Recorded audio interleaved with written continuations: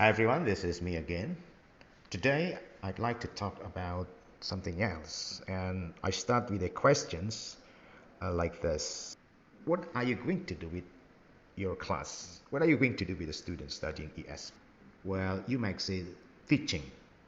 Yes, all teachers teach the students in the class. However, what are you supposed to teach?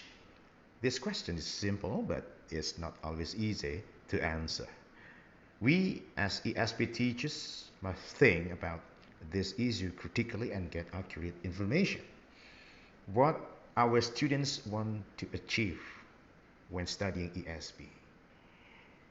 Economics students studying ESP certainly have different expectations from pharmacy and computer science students. And for that reasons, we need to collect data. We need to collect accurate information. And we can do that through numbers of ways. And today, I'd like to be more specific on how to collect data through online survey. An online survey is one of the data collection methods that many people are familiar with. Using an online questionnaires, surveyors, people collecting and preparing the questionnaires, can collect dozens or even hundreds of data from people easily and quickly. It saves them money, and they do not have to go anywhere. Simply share the link and let the people know what to do and then get the data. However, if you decide to be the surveyors, you have to be fully aware that their participation, the respondents' participation is voluntary.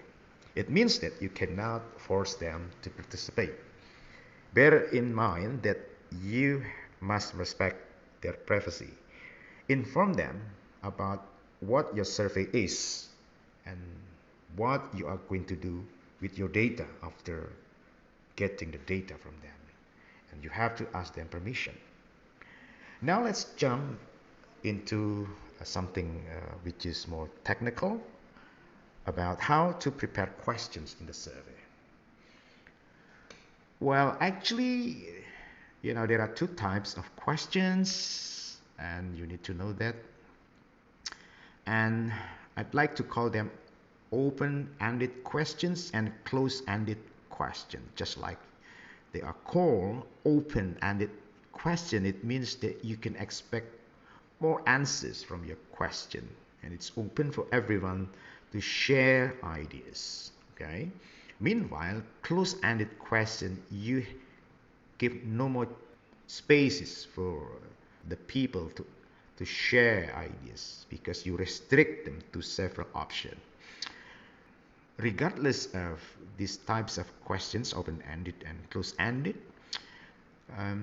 in the survey, it is very common for you to start collecting the so-called demographic data. So you need to create questions referring to informations like name, gender, age, and also about their English learning experience or English proficiency.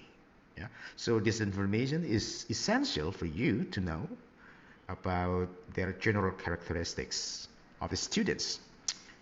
Knowing the experience of how long they've been learning English, the level of English proficiency, I believe this information helps you a lot determine the level of difficulty of the materials you are going to share with them later.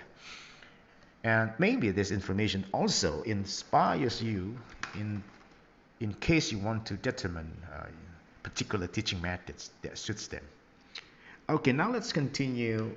What are we going to do with two types of the questions in a survey? Let's start with the open-ended question. So in the open-ended questions, you are using this because you want to explore more about the information, particular subjects. For example, like this. What skills do you expect after taking the ESP class? So by asking these questions, you let the respondent explore, share their ideas, opinions as much as they like. And also you can create questions like to whom, where, and when. do you use English in your work? And you can also ask questions like, which English skill do you think is the most urgent to study? Listening, speaking, reading, or writing? Okay. Now I'd like to talk about close-ended questions. So these questions are questions for which you can predict the answer. So you actually know what would be the answers, but then you are not quite sure which one would be the most important. Okay, and here are some examples. I can write letters in English correctly. I can make advertisement for job vacancies in English.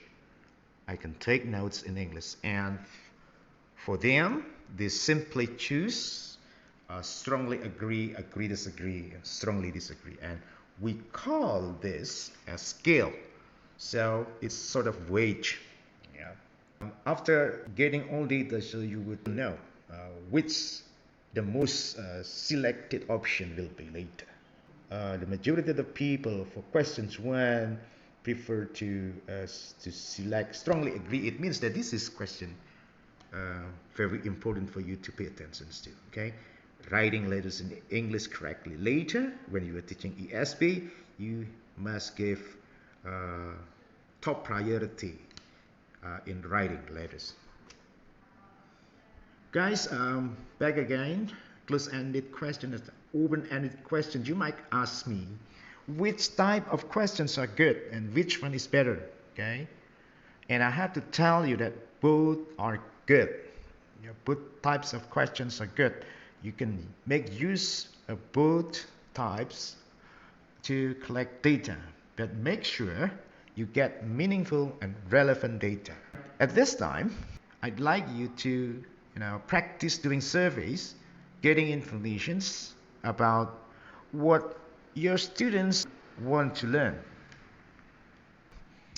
And this assignment is a group project, so you work with your friends, and later I'm going to show you with whom you're working with through MS Team or through your WhatsApp group. Please wait for that. And for number 1, you survey the students studying ESP using Google Forms, and then provide an introduction at the front of the survey. You have to let everybody know the purpose of your survey.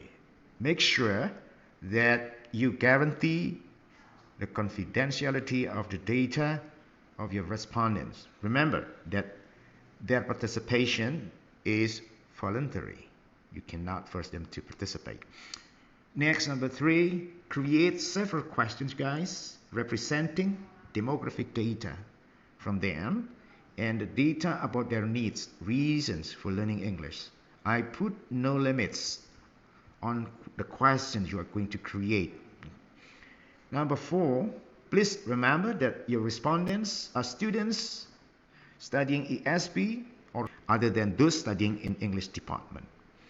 I would be happy if you could collect the data from as many as 20 students, and that's going to be the minimum number of the respondents. Number 5, to complete this task, you can negotiate with your group members. Nevertheless, I'd like to give you some suggestions about the timeline with that you can work together.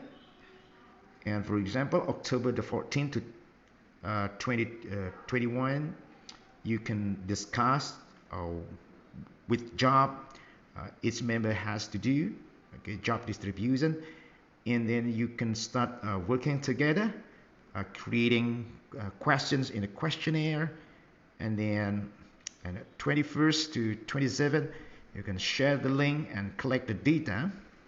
And the following 2 weeks, October the 28th, so you have to present the result of the questionnaires. So you simply share the result from your Google form. And once again, this is a big quiz. This assignment is a big quiz. Okay, I think that's it. Thank you very much for listening to this. I wish you good luck. Thank you.